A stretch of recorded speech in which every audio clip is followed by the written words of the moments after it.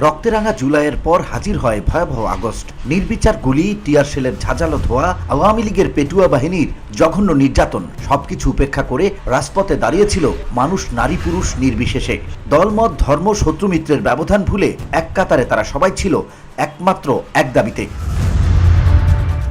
কোনো প্রশ্ন ছিল না কার গায়ের রং কি, কে দেখতে কেমন, কিছুই আটকায়নি। সবাই এক কাতারে এক দাবি। সেই দাবি ছিল স্বৈরাচার শেখ হাসিনার পতন। শহীদ মিনার থেকে ঘোষণা এলো আর কোনো দাবি নয়, এবার কেবল একটাই, হাসিনাকে যেতে হবে। রক্তের উপর দাঁড়িয়ে কোনো আপোষ নয়, এমনটাই ছিল জনগণের প্রত্যাশা।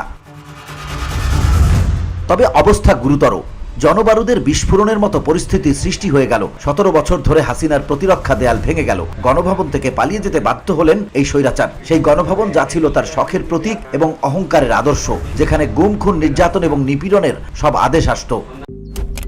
মালয়েশিয়ান প্রযুক্তিতে তৈরি অত্যাধুনিক cleaning machine modern vacuum cleaner যে কোনো ধরনের ধুলো ময়লাকে পরিষ্কার করে ঘরকে করে তুলুন চকচকে ও আকর্ষণীয়।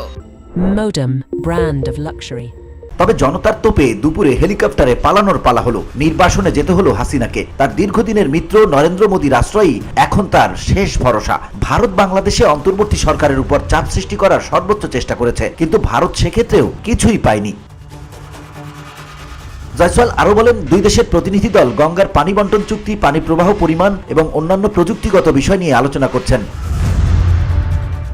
এভাবে ভারতের অবস্থান পরিবর্তন করলেই পরিষ্কার হয়ে গেল হাসিনার দেশে ফেরার পথ বন্ধ হয়ে গেছে। আর ভারত এখন এই ব্যাপারে কোনো তৎপরতা দেখাচ্ছে না। জাতিসংঘের রিপোর্ট আন্তর্জাতিকভাবে হাসিনাকে বড় অপরাধী হিসেবে প্রতিষ্ঠিত করেছে, যা এখন ভারতের জন্য আর সুবিধাজনক নয়। VOD Bangla news desk.